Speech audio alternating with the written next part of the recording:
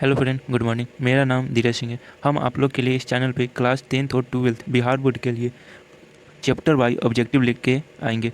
मैंने कुछ वीडियो डाले हैं और ये मेरा वीडियो एग्रीकल्चर के स्टूडेंट के लिए, जो कि उसका फर्स्ट चैप्टर है फसलों का वर्गीकरण। आज हम लोग फसलों के वर्गीकरण का ऑब्जेक्टिव करेंगे। इसमें 30 से 35 ऑब्जेक्टिव हम करेंगे। ऐसे ही हम chapter by chapter all subject का 30, 35, 40 ऑब्जेक्टिव लेते आएंगे। अगर एग्जाम तक आप मेरे चैनल से जुड़े रहते हैं तो आशा है कि आप बहुत अच्छा नंबर से पास कीजिएगा।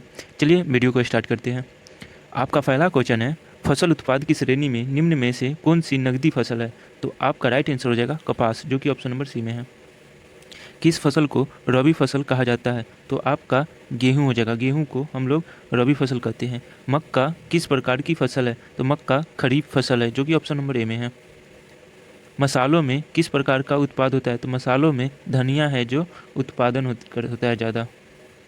तिलहन फसल में कौन सी फसल आती है? तिलहन फसल में आपका मूंगफली आ जाएगा। क्या आ जाएगा? जो कि ऑप्शन नंबर बी में है।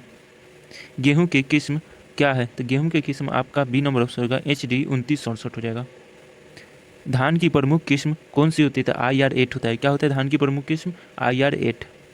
नेक्स्ट क्वेश्चन है, रबी फसल की बुआई किस महीने में होती है? तो इसका हो जाएगा नवंबर में। रबी फसल किस महीने में होती है? तो नवंबर में।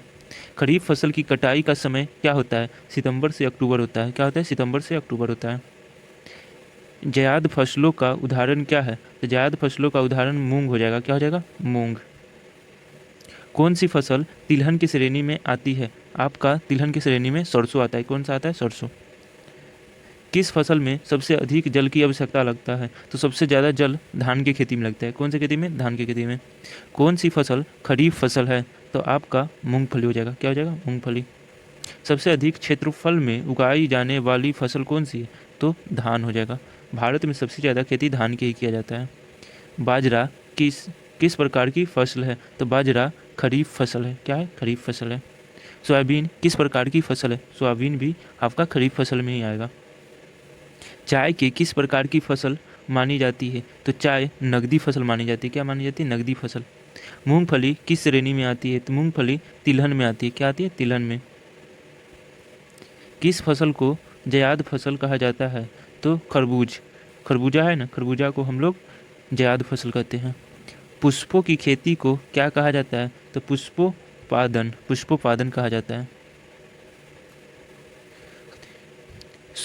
सूरधम। सूरधम को क्या कहते हैं? ज्वार। ज्वार किस फसल की श्रेणी में आती है? तो ज्वार आपका खरीफ फसल में आ जाएगा। किस फसल में आ जाएगा? खरीफ फसल में आ जाएगा। दलहन में कौन सी फसल आती है? दलहन में अरहर आती है। क्या? अरहर। धान की बुआई का समय क्या होता है? जून जुलाई। जून जुलाई में धान बोआता है। किस फसल का उत्पाद भारत में अधिक होता है? तो भारत में हम बताए हैं धान का उत्पाद सबसे ज़्यादा होता है। चना किस प्रकार की फसल है? तो चना रबी फसल है। कौन सा फसल है? रबी फसल है। कपास किस प्रकार की फसल है? तो कपास खरीफ फसल है। कौन सा फसल है? खरीफ फसल है। तंबाकू किस श्रेणी के फसल है? तंबाकू भी नगदी श्रेणी में आएगा। चाय भी नगदी श्रेणी में आएगा। मसूर किस प्रकार की फसल है? तो मसूर रबी फसल है। मसूरी के दाल भी होता है ना, तो ये दलहन हो जाएगा। सोयाबीन किस प्रकार की फसल है? तो सोयाबीन खरीफ फसल है। आपका नेक्स्ट क्वेश्चन। चलिए आज का वीडियो यहीं पे समाप्त करते हैं, फिर मिलते हैं नेक्स्ट चैप्टर के साथ। आपको मेरा वीडियो अच्छा लगा हो तो प्लीज़ चैनल को सब्सक्राइब कर ले। अगर आपको PDF लेनी हो तो मेरे व्हाट्सएप ग्रुप से जुड़ जाए, वहाँ पे आपको फ्री ऑफ कॉस्ट PDF मिल जाएगा इसका। आज के लिए इतना ही। Bye, take care.